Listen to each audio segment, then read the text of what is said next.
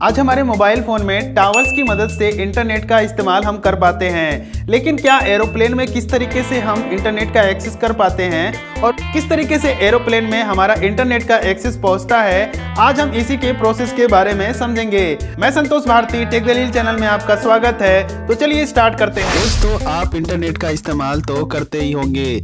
आपके mobile phone में जो भी इंटरनेट एक्सेस होता है उसके चलने का एक माध्यम होता है कि आपके मोबाइल में जो भी एंटीना होता है वो एक सिग्नल ट्रांसमिट करता है और आपके नज़दीकी सेल टावर से जाके वो सिग्नल कनेक्ट हो जाता है।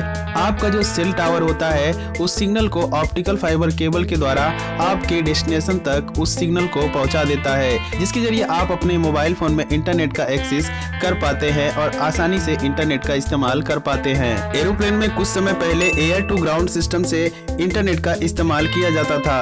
एयर टू ग्राउंड सिस्टम में होता क्या था कि यहाँ पे सेल टावर्स के थ्रू सिग्नल प्रोवाइड किए जाते थे।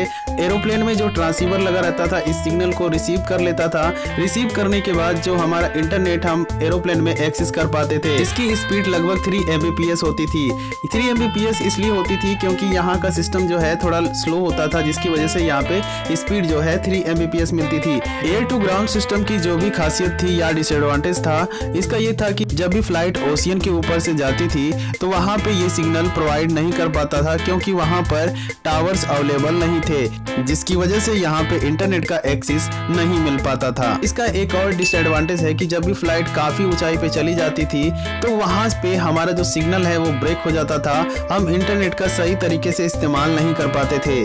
तो साइंटिस्टों की मदद से कुछ अलग टेक्नोलॉजी का इस्तेमाल करके हमने कू बैंड सर्विस सिस्टम लाया। इसे हम next generation of internet connectivity for sky भी कहते हैं। ये टेक्नोलॉजी जो है इसके पहले मिलिट्री इस्तेमाल करती थी। ये लगभग सैटेलाइट फोन की तरह काम करता है। इसमें क्या होता है, हमारे सेल टावर्स द्वारा सिग्नल भेजा जाता है और ऑर्बिट के बाहर एक सैटेलाइट होती है जो रिसीव करती है, और ये सैटेलाइट हमारे एरोप्लेन के ट्रांसीवर तक भेजती है और एरोप्लेन का जो ट्रांसीवर है उसे रिसीव कर लेता है और वहाँ पे इंटरनेट कनेक्टिविटी चालू हो जाती है, जिसके थ्रू हम एरोप्लेन में इंटरनेट का एक्सेस कर पाते हैं। इसकी स्पीड जो है लगभग 50 Mbps होती है और यहाँ पे आप हर एक काम कर सकते हैं जो आपकी जरूरत है। चाहे आप YouTube चलाएं, चाहे WhatsApp चलाएं, चाहे आप भी चलाएं, आप जरूरी कामों को यहाँ पे कर पाते हैं। ये टेक्नोलॉजी आने के बाद जो भी हमारी छोटी मोटी प्रॉब्लम थी, सिग्नल ब्रेक होना या हमारी जो स्पीड है वो कम होना, इसके आने के बाद काफी हद तक वो प्रॉब्लम सॉल्व हो गई। इस टेक्नोलॉजी को बेहतर बनाने के लिए कुछ साइंटिस्टों की मदद से का बैंड सिस्टम का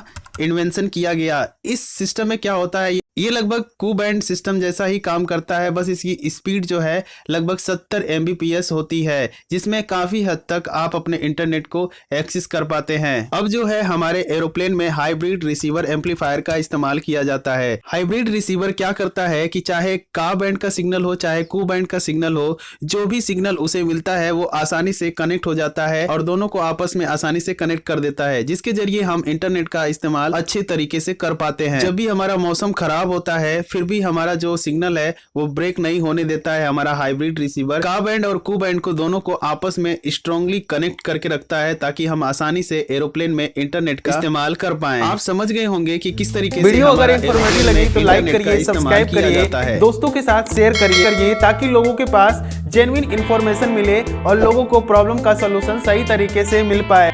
मिलते हैं इसी तरीके की इंफॉर्मेटिव वीडियो लेकर, तब तक के लिए टेक केयर योरसेल्फ एंड जय हिंद।